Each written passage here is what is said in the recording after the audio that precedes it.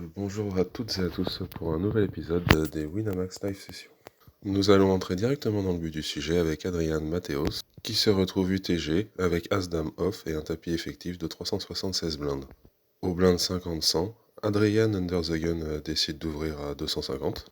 Tout le monde passe jusqu'au cut-off avec Joao et son tapis effectif de 326 blindes. Tous les deux sont très profonds, Joao décide de call.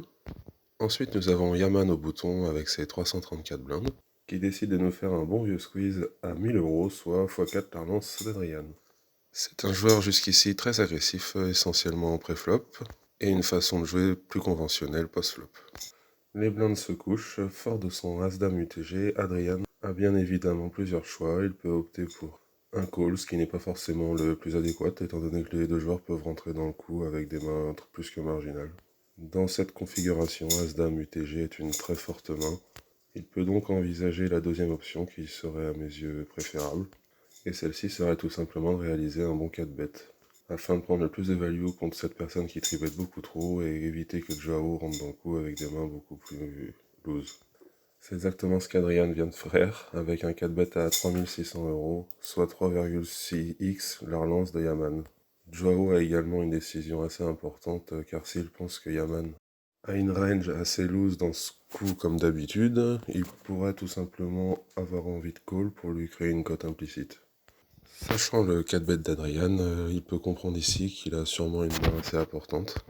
Surtout dans sa position UTG, il peut aussi envisager qu'Adrian veuille arracher le et jouer hors position contre Yaman. Un coup en 1 contre 1. Que va donc faire Joao dans cette situation avec Adrian? Ils se connaissent très bien et se jouent depuis, à mon avis, très longtemps.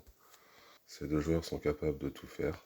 La Machina est bien connue pour son type de jeu, qui est assez unique, et surtout non conventionnel.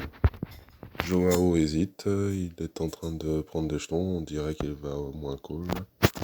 Et oui, il décide de call les 3400 euros à rajouter.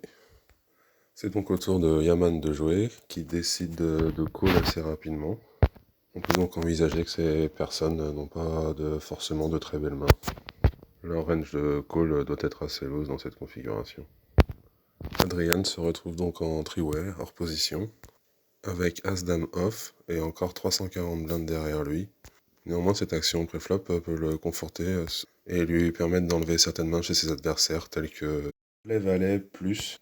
Nous allons donc voir un flop. Le flop vient 6, 9, 10. Colore tout à carreau, avec l'as de carreau pour Adrian. Adrian a donc plusieurs options, c'est à lui de parler. Il peut continuer son action, mais c'est un peu ambigu. Car dans cette position, c'est souvent un flop qui va toucher la range de ses adversaires, et non la sienne. Il est possible qu'il ait envie de réaliser son équité, et peut checker en pensant qu'il avisera en fonction de l'action des deux protagonistes. Adrian décide donc de check.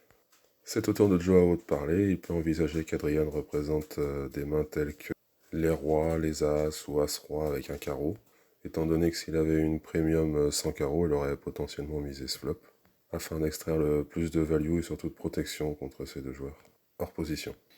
À la place d'Adrian, il enlève certainement beaucoup de mains chez Joao, car il avait just call son 4-bet afin d'inciter Yaman à rentrer dans le coup.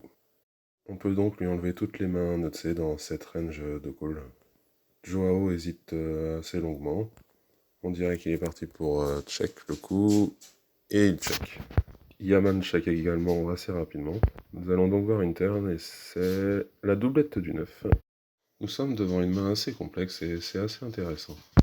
Il est même possible qu'Adrien se dise qu'il soit devant avec sa main. Il peut réaliser son équité en checkant.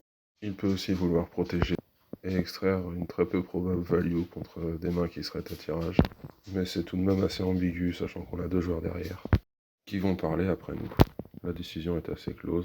Les joueurs derrière lui peuvent avoir des rois-valets, des dames-valets, des carreaux. On bloque la dame de dame-valet, on bloque la quinte avec la dame contre les rois-valets.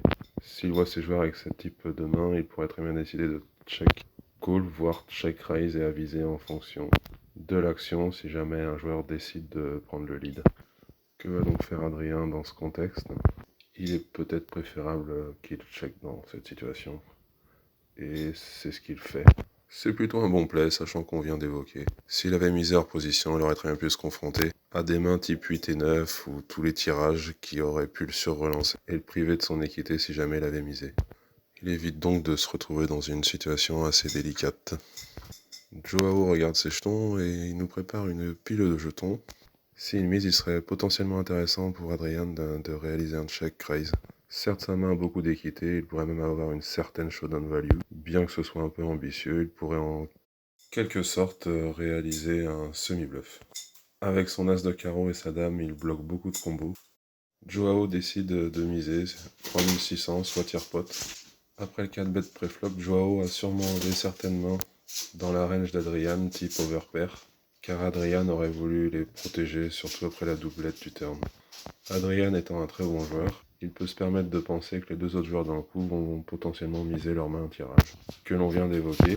Si Yaman décide d'abandonner, Adrian a donc deux options, il peut faire un call plus classique, mais s'il ne touche pas, River il risque de se mettre dans une situation délicate, où il risque de prendre un barrel all-in River.